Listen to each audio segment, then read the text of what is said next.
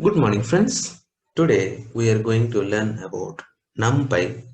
Okay, so first of all, we have to learn how to install Numpy.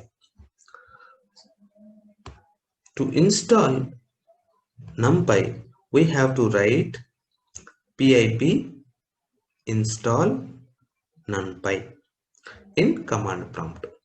So when you write this, you can find that libraries are loaded into your computer. Once this is done, you can come to this Jupyter and you can start coding. Okay, then now the first agenda is creation of array. Creation of array. So to create an array, we have a method called array. What is that? Array.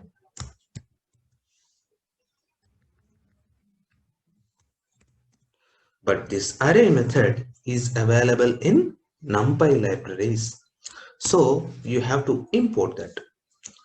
Import NumPy as NP. So NumPy is our library name and NP is alias name. NP is alias name. What do you mean by alias name? Alias name is like we can call NumPy as NP now, because instead of writing a NumPy every time, now you can write NP instead of NumPy. So that is alias name. That is another name. Okay, similar name.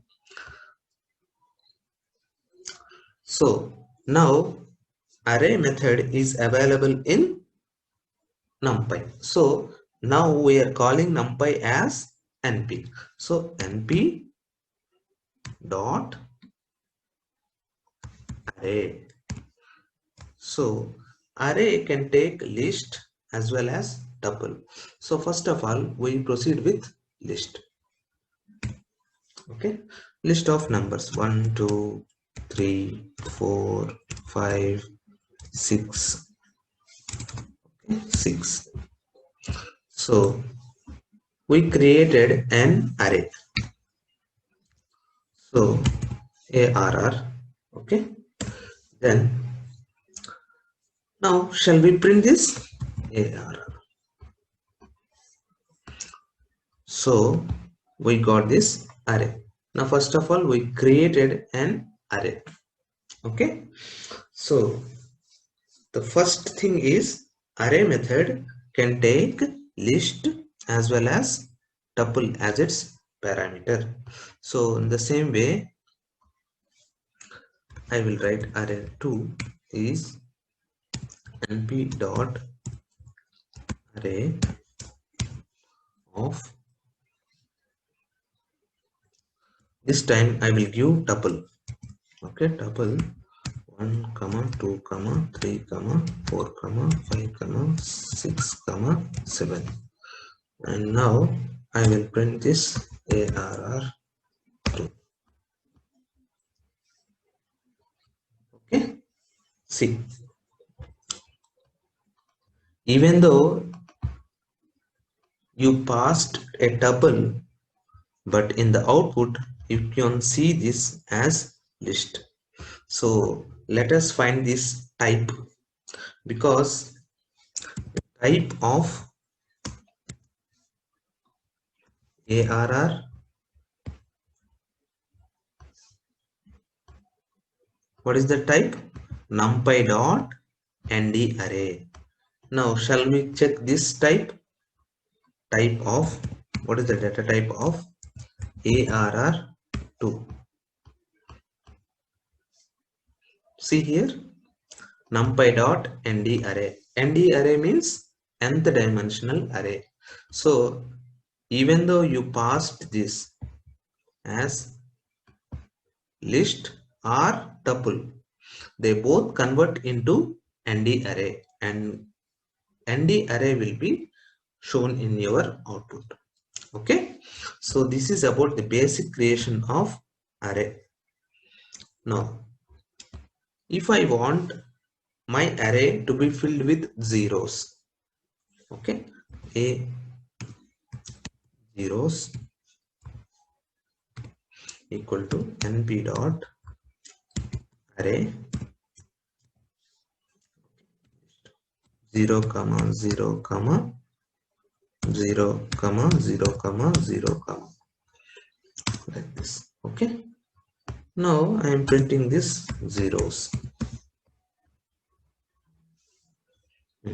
What if I want 100 zeros? Okay, can I write like this? H zeros equal to np dot array 0 0 0 0 till 100 times.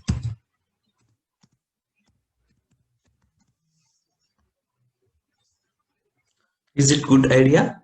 No.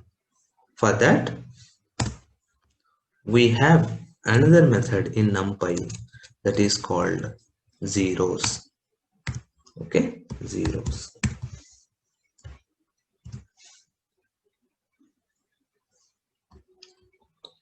How many zeros you want?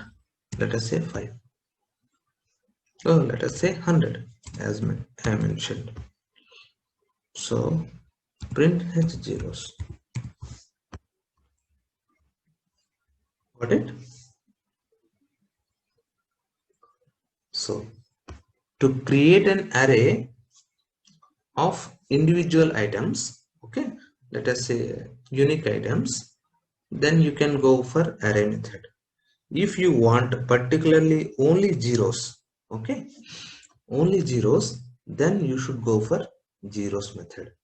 Here after 0 you can see that a dot is mentioned here. What is the use of that? Because it is considering that they are float. If I want, okay, if I want that to be printed in int, that means only zeros, then I should go for dtype equal to int.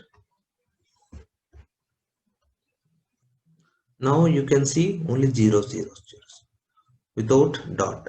That dot represents float.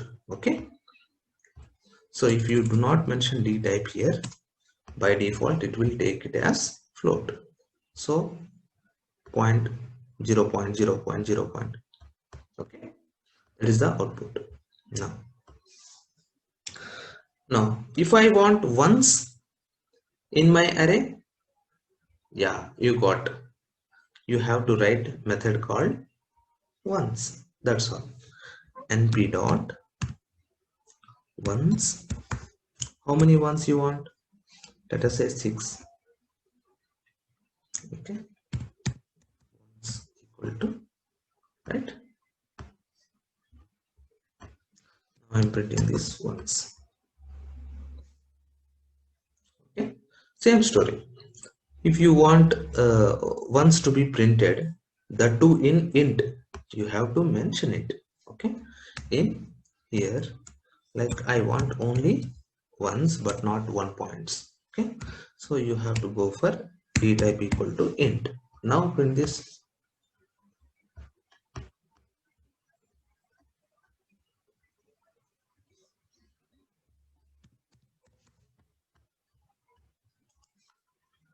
See, this is the output.